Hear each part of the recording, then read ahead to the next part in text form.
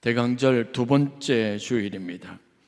주님의 오심을 기다리며 우리가 가져야 할 마음의 준비가 무엇일까? 오늘 함께 말씀을 통해서 나누어 보도록 하겠습니다. 제가 개인적으로 좋아하는 나태주 시인의 풀꽃이라고 하는 시가 있습니다. 풀꽃 1, 2, 3으로 마치 시리즈처럼 연작으로 지어진 세 개의 짧은 글귀가 이 시의 특징이기도 합니다. 좀 여러분 한 구절 한 구절 좀 관심을 가지고 들어보시면 좋을 것 같습니다. 풀꽃 1. 자세히 보아야 예쁘다. 오래 보아야 사랑스럽다. 너도 그렇다. 풀꽃 2. 이름을 알고 나면 이웃이 되고 색깔을 알고 나면 친구가 되고 모양까지 알고 나면 연인이 된다. 아, 이것은 비밀. 풀꽃 3. 기죽지 말고 살아봐. 꽃 피워봐. 참 좋아. 다른 시와 다르게 아주 짧은 식구로 지어져 있습니다. 그러나 그 내용 하나하나가 우리에게 가져다주는 정서적인 공감은 굉장히 크다고 할 수 있습니다. 어떻게 이런 시적인 표현을 사용할 수 있을까 싶은 마음이 듭니다. 시인은 그냥 길가에 피어있는 작은 풀꽃 하나를 바라보면서 거기에서 깊이 감정적으로 이입된 자신과 풀꽃 사이의 대화들을 기록하고 있습니다. 자세히 보아야 예쁘다. 오래 보아야 사랑스럽다. 너도 그렇다. 우리 관계를 이것처럼 잘 표현한 것이 있을까 싶습니다. 두 번째 시리즈인 풀꽃 2에서 이름을 알고 나면 이웃이 되고 색깔을 알고 나면 친구가 되고 모양까지 알고 나면 연인이 된다라는 이 표현은 더욱더 관계가 얼마나 우리의 삶에 가져다주는 풍부함이 있는지를 잘 설명하고 있습니다. 서로 이름을 알고 통성명을 하면 이웃이 됩니다. 수많은 사람들과 우리 마주쳐 지나가지만 그 사람들과 우리의 관계는 서로 이름을 주고받으면서 시작이 되는 겁니다. 그리고 거기에서 조금 더 발전한다면 색깔을 알면 친구가 된다고 하지 않습니까? 그 사람의 성격이나 취향 같은 것들을 좀 알고 함께 나누다 보면 어느새 우리가 친구가 되고 대화거리가 훨씬 더 풍성해지게 되어져 있습니다. 모양까지 알고 나면 연인이 된다고 합니다. 서로를 속속들이 알아가고 그 사람의 다양한 측면들에 대한 이해가 생기면 그 사람을 이해할 뿐만 아니라 좀 더 사랑하고 또 좋아할 수 있게 된다는 관계의 연속성과 발전의 모습들을 잘 표현한 식구입니다. 그래서 지금은 감정이입을 충분히 하고 난 시인이 풀꽃에게 이렇게 세 번째 시리즈에서 말하는 겁니다. 기죽지 말고 살아봐. 비록 들에 피는 풀이라고 하더라도 그 풀에 피어난 꽃이라고 하더라도 사람들이 별반 관심을 갖지 않더라도 네가 가지고 있는 존재의 소중함이 있으니까 기죽지 말고 마음껏 꽃을 피워보라고 격려합니다.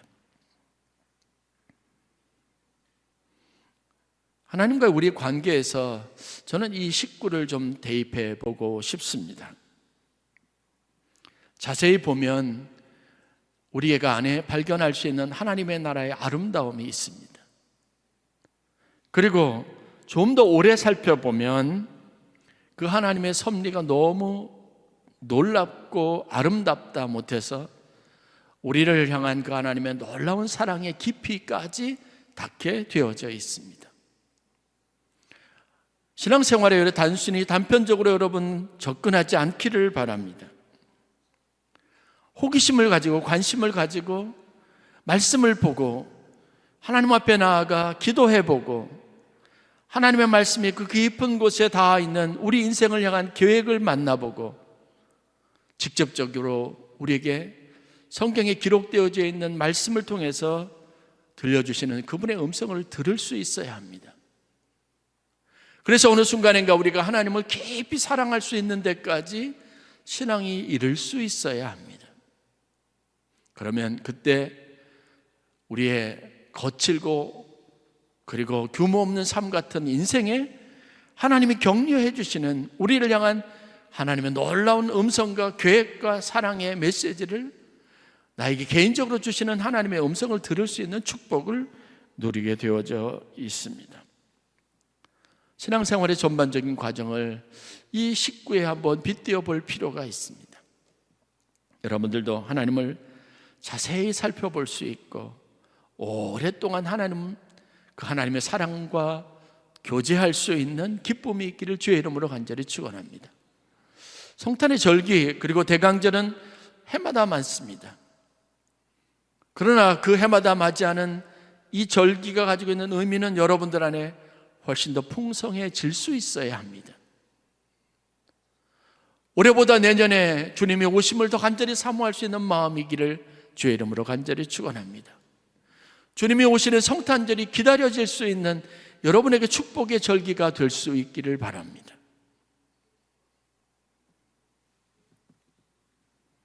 스위스 출신의 대표적인 사상가이자 법률가인 칼 힐티라고 하는 박사님이 있습니다. 이분은 성경 구절을 가지고 깊이 있는 묵상을 가지고 일상적인 삶에 적용하는데 굉장히 탁월한 분입니다. 이분이 쓴 책이 행복론과 잠 못 이루는 밤을 위하여라고 하는 두 책이 있는데, 이 책은 이미 우리에게 번역되어져 있고 기독교 고전으로 널리 알려져 있습니다. 이분이 성경 전체를 통찰하면서 성경의 가장 복음적인 진리를 담고 있는 세 구절을 잠 못 이루는 밤을 위하여라는 책에서 언급했습니다. 그 첫 번째 구절이 바로 오늘 우리가 읽었던 성경 요한복음 17장 3절 말씀입니다. 영생은 곧 유일하신 참 하나님과 그가 보내신 자 예수 그리스도를 아는 것이니라. 그냥 성경의 멋진 표현이라고 생각할 때는 이 말이 가지고 있는 의미를 깊이 묵상할 수 없지만, 그러나 여러분, 이 말씀을 하는 예수 그리스도께서 마지막 잡히시기 전에 하나님께 기도하며 자신의 삶과 자신의 사명을 인식하는 고백 안에서 드렸던 이 고백을, 그 차원을 우리가 바라보고 이해하게 되면 이 말씀이 가지고 있는 깊은 의미에 와닿을 수 있습니다. 그래서 칼 힐티 박사님은 이 구절을 기독교 복음의 진수라고 했습니다. 하나님과 그가 보낸 예수 그리스도에 대해서 알지 못하면 영생은 우리의 것이 될 수 없습니다. 하나님이 이미 우리에게 주셨지만 그 영생의 기쁨은 우리의 삶을 감격스럽게 하지 못하고 영생의 소망을 지속적으로 가지고 살아갈 수 없습니다. 그리고 끝없이 의심하는 겁니다. 하나님은 이미 내게 영생을 주셨다고 영원히 죽지 아니할 생명이 내게 있다고 말씀하셨지만 우리는 늘 의심하는 겁니다. 하나님이 어떤 과정과 어떤 계획을 가지고 이 땅에 예수 그리스도를 보내셨는지 안다면, 그것에 대한 지식이 조금이라도 있다면 그 예수께서 우리를 위해서 행하신 일들을 우리가 믿는다면 내게 이루어진 구원의 기쁨, 영생의 축복을 최고의 인생의 선물로 삼고 살아갈 수 있을 겁니다. 예수는 하나님께 이 사실을 고백하면서 자신을 아낌없이 내어 주어야 할 당위성과 필요성을 인식했습니다. 여러분, 우리가 교회하면서 사역하면서 우리가 신앙생활하면서 신앙생활에 보람을 얻는 일도 마찬가지입니다. 누가 그 일에 보람을 얻고 누가 그 일에 기쁨을 얻는 줄 아십니까? 남들은 다 힘들다고 귀찮다고 어렵다고 하지 않는 일에 누가 앞장서서 그 일에 헌신하며 봉사할 수 있는 줄 아십니까? 그 일에 가치를 아는 사람이 그렇습니다. 그래서 예수님은 기도하실 때 영생은 곧 하나님, 유일하신 하나님과 그가 보내신 자 예수 그리스도를 아는 것이라고 분명하게 말했습니다. 그래서 그 사랑을 알게 하려는 유일한 목적을 가지고 골고다 언덕을 오르시고 십자가를 지셨습니다. 신앙생활에서 우리가 예수 그리스도를 아는 믿음을 가지면 여러분 삶의 차원이 다르게 되어져 있습니다. 성탄을 맞이하는 기쁨이 다르겠습니다. 우리가 지난 주간에 참 당황스러운 일을 겪었습니다. 아침 9시부터 밤 10시까지 집회가 계속 이어지는 상황에서 필리핀에서 집회를 마치고 돌아오는 시간입니다. 필리핀은 한국보다 1시간의 늦은 시차를 가지고 있습니다. 갑자기 핸드폰에 어떤 선교사님이 계엄령이 선포됐다고 해서 깜짝 놀랐습니다. 숙소로 들어와가지고 TV를 황급하게 틀었는데 CNN 방송을 보니까 우리나라에서 일어난 일이에요. 상황을 잘 알지 못해서 걱정이 되기 시작해서 보니까 다 그곳에 있었던 한 200~300명 되는 선교사님들과 강사로 갔던 목사님들이 다 당황스러웠습니다. 감독회장님도 같이 있다가 난리가 난 거예요. 잠도 못 잤습니다. 전쟁이 난 줄 알았으니까요. 야, 이러다가 우리 한국 들어가지도 못하고 큰일 났다. 여기저기 한국에서 전화 오고 난리가 났습니다.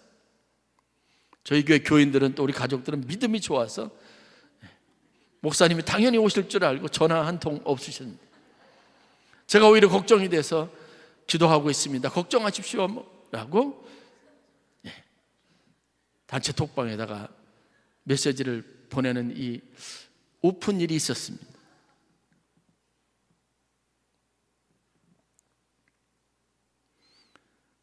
목사님은 이 일을 두고 어떻게 생각하시냐고 묻고 싶은 분이 많을 겁니다. 제가 여러분들에게 드릴 수 있는 일은 정치적인 견해가 아니라 기도해야지요. 하나님의 뜻이 있을 겁니다. 가장 비겁하고 가장 그냥 익숙한 인사말이라고 여길지 모르지만 신앙의 깊이를 가진 사람에게는 기도해야 한다는 것, 그 당위성, 하나님의 뜻을 구하는 그 마음은 여러분 가장 높은 차원의 신앙적인 언어입니다. 그 뜻을 이해할 때, 하나님의 섭리를 찾을 때 우리는 그곳에서 인생의 새로운 차원에 하나님의 나라가 열려지고 그 하나님의 나라 안에서 친히 운행하시고 섭리하시는 하나님의 뜻을 발견할 수 있습니다. 성경은 분명하게 세상에 존재하고 움직이고 그리고 활동하는 모든 것들 하나님의 뜻을 벗어난 일이 없다고 분명하게 말하고 있습니다. 단순히 인간의 생각과 판단이라고 여기지 마십시오. 여기에는 우리를 향한 하나님의 뜻이 있습니다. 여러분의 인생에 일어나는 수없이 많은 일들을 인간적이라고 너무 단언하지 마십시오. 거기에는 하나님의 분명한 뜻이 있습니다. 그 뜻을 이해하고 비로소 알게 될 때 우리에게 하나님의 나라가 이루어지게 되어져 있습니다. 성경은 의외로 많은 곳에서 하나님을 아는 일이 얼마나 중요한지 정의하고 있습니다. 하나님도 예수님도 이 땅에서 자신이 계획하신 일들을 하면서 바라고 원하셨던 단 한 가지 뜻이 있는데 그 뜻을 일컬어 말할 때 하나님을 아는 일이라고 말합니다. 하나님을 아는 지식이 충만하게 되는 것, 그것이 하나님의 목적이라고 분명하게 선언하고 있습니다.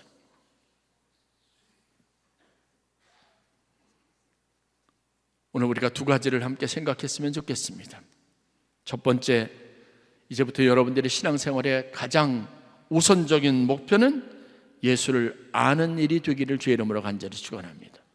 바로 아는 일이 중요합니다. 우리의 신앙의 대상인 하나님과 예수 그리스도에 대해서 여러분들이 가지고 있는 지식이 여러분들이 무엇을 알고 있는지는 굉장히 중요한 의미를 가지고 있습니다. 신앙의 다른 차원을 만들어내는 것은 하나님을 아는 것과 예수를 아는 일에 있어서 여러분들이 가지고 있는 열심히 그 차이를 만들어내는 것. 예수를 알면 알수록, 하나님을 알면 알수록 신앙의 본질적인 것에 더 매이게 되어져 있습니다. 그리고 여러분들의 자녀들에게 부지런히, 성도들에게 부지런히 예수를 알 수 있게 해야 합니다. 예수를 그들의 신앙의 이 땅의 주인으로 섬길 수 있는 믿음을 불어넣을 수 있어야 합니다. 아이러니하게 예수님이 이 땅에 오실 때 당시의 상황에 대해서 설명하고 있는 성경 구절이 있습니다. 요한복음 1장 10절과 11절 말씀입니다. 참빛 곧 세상에 와서 각 사람에게 비추는 빛이 있었나니 그가 세상에 계셨으며 세상은 그로 말미암아 지은 바 되었을 때, 이미 되어진 모든 일들을, 상황들을 말합니다. 그런데 이어지는 말씀입니다. 세상이 그를 알지 못하였고 자기 땅에 오매 자기 백성이 영접하지 아니하였나니. 어떻게 하나님의 백성들이 예수를 알지 못했을까요? 하나님이 친히 택하시는 이스라엘 백성들, 선민이라고 그 자부심이 대단했던 그 이스라엘의 그 백성들 가운데 하나님을 알지 못하고 하나님이 보내신 예수 그리스도를 영접하지 않는 일이 일어날 수 있을까요?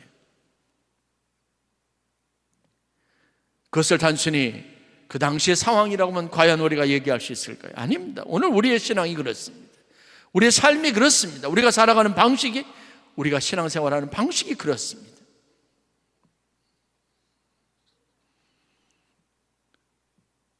여러분들에게 묻고 싶습니다. 정말 신앙생활에 관심이 있습니까? 하나님을 알고 싶은 영적 호기심이 있습니까? 그 갈증과 호기심을 채우려고 여러분들이 하고 있는 노력이 과연 무엇인지 묻고 싶습니다. 성경을 공부하다가 저희 교회 다 늦게 신학교에 입학하신 권사님도 계세요. 동기는 간단합니다. 성경을 더 알고 싶고 배우고 싶고 하나님의 세계를 더 많이 이해하고 싶다는 겁니다. 그 나이에 목사가 되겠습니까? 목사 안수를 받고 무엇을 할 수 있겠습니까? 아니죠. 갈망입니다. 열망입니다. 최소한 우리에게 바람과 인생의 목표는 올해 지금 내가 알고 있는 것보다 주님을 더 아는 것에 우리의 주어진 날 시간들이 가지고 있는 의미를 부여할 수 있어야 합니다. 단순히 시간이 지나가면, 예배에 참석하면 주님을 알 수 있을 것이라고 생각하는 착각도 버려야 합니다. 주도적으로 여러분들이 계획적으로 삶의 목표를 가지고 주님을 아는 일에 열심을 품을 수 있기를 주의 이름으로 간절히 축원합니다. 호세아서 6장 6절 말씀을 보면 충격적이게도 이스라엘 백성들을 향한 하나님의 다음과 같은 말씀이 있습니다. 나는 인애를 원하고 제사를 원하지 아니하며 번제보다 하나님을 아는 것을 원하노라. 당시 이스라엘 백성들은 늘 하나님 앞에 자기의 죄의 대가로 번제물을 드리고 하나님과 화목하지 못하고 이웃과 화목하지 못한 문제에 대한 자기 반성이 있어서 하나님 앞에 화목의 제물을 드렸습니다. 절기를 따라 늘 하나님 앞에 나타났습니다. 그 절기에 함께 모여서 즐거워하며 축제를 벌이기도 했습니다. 그런데 하나님은 다 필요 없다고 말씀하십니다.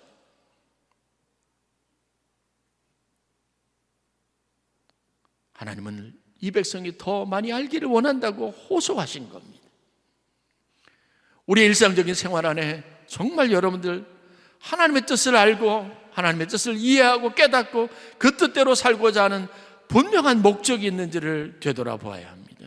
그렇지 않으면 믿음의 성장이 없습니다. 우리가 하나님이 진짜 무엇을 기뻐하는지도 알지 못하면서 나 나름대로 열심을 가지고 있다면 그것은 착각인 겁니다. 그건 진짜 의사소통이 되지 않는 겁니다. 저도 저희 사모하고 관계에서, 가족과의 관계에서, 성도들과의 관계에서 참 안타까운 여러 가지 지점들이 있습니다. 그게 뭐냐 하면 직접 대화를 나눠보지 못해서 내 생각만 가지고 판단하고 내 생각만 가지고 그렇게 이해하는 오류로부터 비롯된 잘못입니다.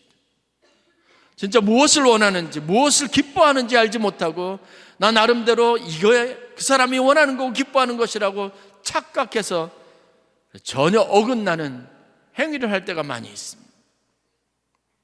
신앙생활에서도 이와 같은 경우들이 많이 있습니다. 바라기는 하나님이 진짜 기뻐하시는 일을 하시기를 바랍니다. 요한복음 6장 29절에 보면 예수님과 제자들 사이의 대화가 기록이 되어져 있습니다. 예수님께서 하나님 나라 일, 하나님 나라의 복음을 전하는 일, 그리고 하나님이 기뻐하시는 일들을 제자들에게 요구합니다. 그러니까 제자들이 예수님께 묻습니다.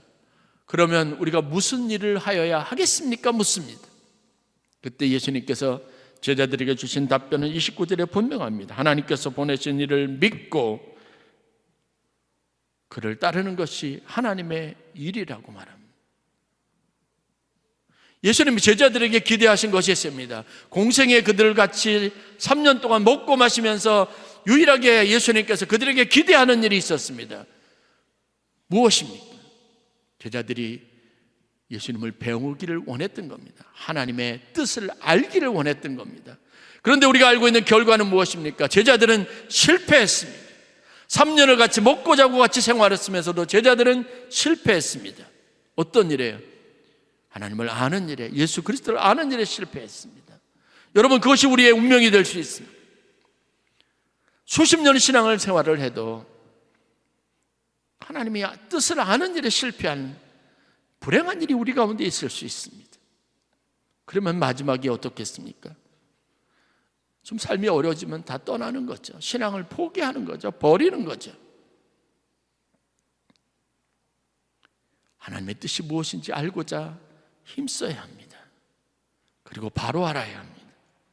이것은 우리가 평생을 두고 가져야 될 신앙의 과제고 숙제입니다. 두 번째, 예수를 아는 일, 하나님을 아는 일 외에 우리가 가져야 될 더 중요한 관심이 있습니다. 그것은 바로 더 깊이 아는 겁니다. 나태주 시인의 꽃에도, 풀꽃에도 나와 있는 것처럼 우리가 더 자주 볼 수 있어야 합니다. 자세히 볼 수 있어야 합니다. 오래 보아야 합니다. 단순한 스쳐가는 이웃관계, 피상적인 관계에서 그것이 가지고 있는 색깔을 알고 그리고 모양을 아는 더 진보된 관계에 대한 호기심과 열정을 가질 수 있어야 합니다. 그래서 주님이 우리의 삶의 진짜 주인이 되어야 하고, 진짜 내 모든 일들을 다 하나님 앞에 맡길 수 있어야 하고, 위임할 수 있고, 내 삶조차 하나님의 것이라고 고백할 수 있어야 하는 겁니다. 주님은 그것을 요구하셨는데 우리가 그렇지 못하는 삶을 살고 있는 안타까움이 있습니다. 사도 바울의 경우를 우리는 잘 알고 있습니다. 그는 하나님을, 신앙을, 그리고 하나님의 질서와 법을 세상에 누구보다 가장 많이 알고 있다고 생각했던 사람이었습니다. 그런데 그것이 어느 순간인가 허상이라는 걸 깨달았습니다. 그래서 버렸습니다. 배설물처럼 여겼습니다. 빌립보서 3장 7절 8절 말씀, 그러나 무엇이든지 내게 유익하던 것을 내가 그리스도를 위하여 다 해로 여길 뿐더러 또한 모든 것을 해로 여김은 내 주 그리스도 예수를 아는 지식이 가장 고상하기 때문이라. 여러분, 자기 확신이 아닙니다. 하나님의 말씀과 하나님의 뜻을 깊이 아는 축복이 여러분들 가운데 있기를 바랍니다. 이스라엘 백성과 하나님의 백성 사이의 결정적인 차이는 무엇인지 아십니까? 우리는 흔히 이스라엘 백성은 이퀄 하나님의 백성이라고 생각합니다. 그러나 성경은 아니라고 말합니다. 이스라엘 백성은 이스라엘 백성입니다. 그리고 하나님의 백성은 따로 있습니다. 아브라함을 부르실 때 하나님은 이스라엘 백성들에게 하나님의 자녀가 되는 권세를 주셨습니다. 그 백성으로 그들을 부르셨습니다. 그런데 그들은 여전히 종족적인, 민족적인 정체성만 가득했던, 선민의식으로만 가득했던 이스라엘 백성이었던 겁니다. 그들은 하나님의 말씀에 귀를 기울이지 않았습니다. 하나님의 뜻을 알려고도 하지 않았습니다. 하나님의 백성으로 살려고 하는 노력도 기울이지 않았습니다. 그것을 적나라하게 보여주는 것이 여러분 호세아서에 있는 모습입니다. 하나님께서 독특한 메시지 방식을 사용하셨죠. 호세아로 하여금 거리의 여인을, 고멜을 아내로 맞아들이게 했습니다. 그 여인과 함께 사는 남편, 가장의 고통이 무엇인지를 깨닫게 했습니다. 하나님이 이 백성들을 향해서 가지고 있었던 괴로움이 무엇인지를 알게 하신 거죠. 그래서 호세아서가 외치는 메시지는 단순한 그냥 전달되는 메시지가 아니라 그의 삶에 절규하는 하나님의 음성이었습니다. 호세아서 6장 3절 말씀, 그러므로 우리가 여호와를 알자. 힘써 여호와를 알자. 힘써 여호와를 알자. 단순히 하나님을 아는 것에 그것을 넘어서 힘써서 모든 것을 다해서 최선을 다해서 하나님을 알아야 된다고 당위성을 가지고 설명하고 있는 겁니다. 여러분, 우리가 무늬만 기독교인이 아니기를 원합니다. 신앙인 중에 가장 위험한 사람은 어설픈 기독교인입니다. 섣부른 기독교인입니다. 이들이 사람을 죽이기도 하고 사람을 차별하기도 하고 사람을 판단하기도 합니다. 그러나 하나님의 깊은 것을 알고 하나님의 뜻을 깊이 묵상하는 사람, 영적인 깊이를 가진 사람은 하나님의 말씀에 부합한 자신이 행해야 할 다음 태도가 무엇인지 알고 사랑에서도 용납하고 수용하는 성숙한 모습을 가질 수 있습니다. 하나님을 아는 일에 하나가 되시고 열심을 품는 여러분 되시기를 바랍니다. 두 번째, 더 깊이 아는 영적 성장이 여러분 가운데 있기를 바랍니다. 그냥 보지 말고 자세히 살펴보고 오래 두고 하나님의 뜻을 살피는 여러분들 되시기를 바랍니다. 말씀을 마치겠습니다. 제가 어렸을 때 아주 익숙하게 들어왔던 이야기 하나가 있습니다. 하나님 나라의 상급에 관한 겁니다. 많은 강사 목사님들이 부흥회 때 말씀하시면서 이렇게 이야기하셨어요. 우리가 다 예수를 믿고 구원받는 것은 똑같지만 하나님의 나라에 가면 상급이 있습니다. 그러면서 어떤 사람에게는 다양한 집이 주어지는데 맨션도 있고 그냥 천막과 같은 집도 있다고 이야기합니다. 면류관을 설명하면서 개 번거지를 쓴 사람도 있고 면류관을 쓴 사람도 있다고 하는 이야기를 들었습니다. 그 이야기가 실제 그런지 어린 마음에 참 여러 가지 생각도 많이 했습니다. 그 중에 신앙의 깊이를 가지고 오래오래 사모하는 마음으로 말씀을 들으신 분은 나는 개번거지 안 쓰겠다고, 면류관 쓰겠다고 하나님 앞에 열심을 내고도 헌신하고 충성하기로 작정한 분도 있습니다. 내가 사는 집이 그냥 천막과 같은 집이 아니라 아름다운 평상시 이 땅에 살아보지 못했던 좋은 맨션과 같은 집이 되겠다고, 이 땅에서 얻지 못한 보상을 얻겠다고 충성스럽기를 다짐했던 분도 있습니다.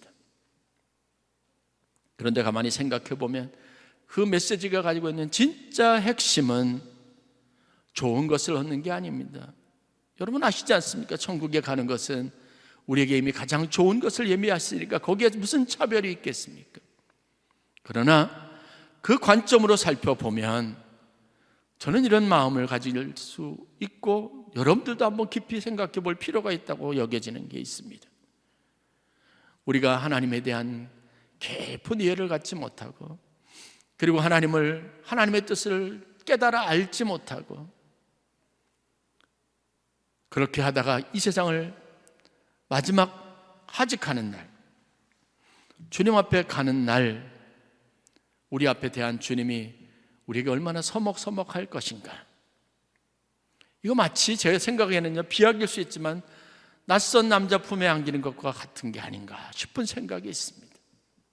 그러나 여러분, 우리의 신앙생활의 모든 과정과 노력들은 그렇게 만나고 싶고 사모하고 그리워하던 주님을 뵙는 거룩한 시간이 될 수 있어야 합니다. 무엇이 그것을 가능하게 하는지 아십니까? 바로 여러분이 가지고 있는 영적 호기심과 열심입니다. 주님을 더 깊이 알고자 하는 마음, 하나님의 뜻이 무엇인지를 더 깊이 헤아려 보려고 하는 여러분의 열정, 그것이 여러분의 삶을 간절한 사모함으로, 하나님과의 친밀함으로, 그리고 하나님을 사모하는 마음으로 넘쳐나게 할 충분한 인생의 축복이 될 것이라는 사실을 다시 한번 도전적으로 여러분들이 받아들일 수 있기를 주의 이름으로 간절히 축원합니다. 하나님 앞에 가는 날이 내가 그토록 사모했던 주님을 만나는 날, 보고 싶었던 주님을 만나는 날, 내가 그토록 안기고 싶었던 주님의 품 안에 안기는 가장 인생의 깊은 의미를 가지고 주님 앞에 나아가는 복된 날이 될 수 있기를 주의 이름으로 간절히 축원합니다. 새해에는 바라기는 여러분들이 예수를 아는 일, 하나님을 아는 일에 더 많은 열심과 관심을 가지고 신앙생활에 정진해서 여러분 안에 더 크고 아름다운 은혜와 축복이 기름 부어지는 귀한 은혜가 있기를 주의 이름으로 간절히 축원합니다. 기도하겠습니다.